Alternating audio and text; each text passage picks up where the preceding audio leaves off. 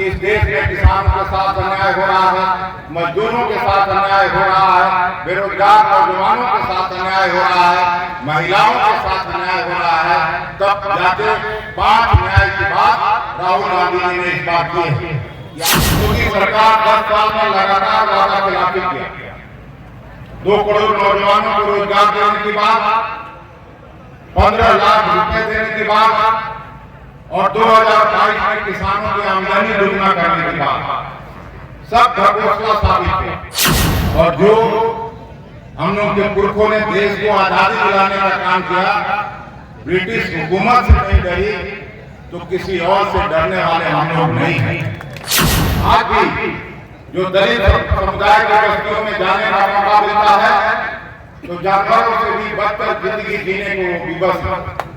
जब तक उनको मुख्य धारा में नहीं लाया जाएगा तब तक आजादी का कोई मतलब नहीं है, सरकार में बने रहने का कोई मतलब नहीं है। बसंत मसरत की महान जनता की तरफ से अपने मूर्धन्य नेता आदरणीय विजय बाबू का हार्दिक स्वागत और अभिनंदन करता हूँ। विजय बाबू एक ऐसी शख्सियत, मैं देखा हूँ उनके साथ काम करता हूँ राज्यसभा में, और उस तरफ मोदी जी बैठते हैं 15 फीट की दूरी पर, लेकिन आंख में आंख डालकर सीना चौड़ा करके मोदी और उनके नीतियों के खिलाफ सबसे मजबूत और धारदार लड़ाई देश में कोई लड़ा है तो आदरणीय दिग्विजय सिंह जी लड़ा है। मसरत में क्या कुछ हुआ है आप सभी वाकिफ। हम लोग कांग्रेस पार्टी में काम करते हैं। हमारे नेता राहुल गांधी जी हमेशा मोहब्बत की दुकान खोलने की बात करते हैं। राहुल गांधी जी हमेशा भाईचारे स्थापित करने की बात करते हैं। इसलिए जो कुछ हुआ मसरत में, मैं उसकी घोर निंदा करता हूं। सामाजिक राजनीतिक जीवन में हिंसा का कोई स्थान नहीं हो सकता, और जो भी इस काम को बढ़ावा दिया वो राजनीतिक हाशिए पर गए हैं। स्वर्गीय अशोक सिंह जी और अभी तारकेश्वर सिंह जी टिकट के लिए आवेदन दिया था। सीईसी में जब चर्चा होने लगी तब हम लोग को पता चला कि उनको भी एक केस में फंसा के और जेल भेज दिया गया। ये जरूर हम आपको कहेंगे कि निश्चित रूप से पीड़ित परिवार के साथ कांग्रेस खड़ी है और खड़ी है। कांग्रेस पार्टी हमेशा अहिंसा और प्रेम की राजनीति करती है, और जो हम लोग के पुरखों ने देश को आजादी दिलाने का काम किया, ब्रिटिश हुकूमत से नहीं डरी तो किसी और से डरने वाले हम लोग नहीं हैं। ये जरूर हम आपको कहना चाहते हैं। दूसरी बात, ये चुनाव बहुत ही महत्वपूर्ण है। इस देश में प्रजातंत्र रहेगा कि नहीं रहेगा, इस देश में जमहूरियत और संविधान बचेगा कि नहीं बचेगा, सीधे तौर पर उसकी लड़ाई है। देश में जो गरीब गुरबों को, पिछड़े वर्ग को, दलित वर्ग को जो आरक्षण मिला था वो आरक्षण रहेगा कि नहीं रहेगा, इसकी लड़ाई है। एक तरफ मोदी सरकार 10 साल में लगातार वादा खिलाफी किया। 2 करोड़ नौजवानों को रोजगार देने की बात, 15 लाख रुपए देने की बात और 2022 में किसानों की आमदनी दुगना करने की बात, सब घोषणा साबित है। किसानों की आमदनी तो दुगनी नहीं हुई, उनका लागत खर्च जरूर 3 गुना और 4 गुना हुआ। ये सभी आप जानते हैं। कांग्रेस पार्टी की जब सरकार रही तो आपके खेत खलिहान और गरीबों और वंचित तबका के लिए नीतियां बनाई गई कि ताकि उनको मुख्य धारा में शामिल किया जाए। अभी भी मोदी सरकार ने 10 साल के शासन में 16 लाख करोड़ रुपया 22 अरबपति और बिजनेस हाउसेस के लोगों का माफ करने का काम किया, लेकिन किसानों को ऋण माफ करने की पॉलिसी नहीं बनी। मैं भी मोतिहारी से सांसद था, मंत्री था, उस समय भी 72,000 करोड़ की लोन की माफी हुई थी जब मनमोहन सिंह जी इस देश में प्रधानमंत्री थे।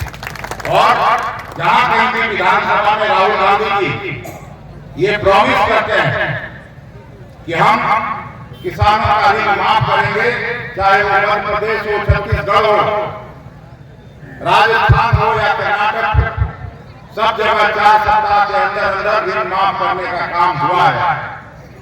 और अभी भी इनकी तरह नहीं कि बड़े लोग और बड़े बने जा रहे हैं, धनवान लोग तो और धन होता जा रहा है और गरीब और वंचित तबका लगातार भूख और भूख के लिए तरस रहा। आज भी जो दलित समुदाय के बस्तियों में जाने का मौका मिलता है तो जानवरों से भी बदतर जिंदगी जीने को विवश है।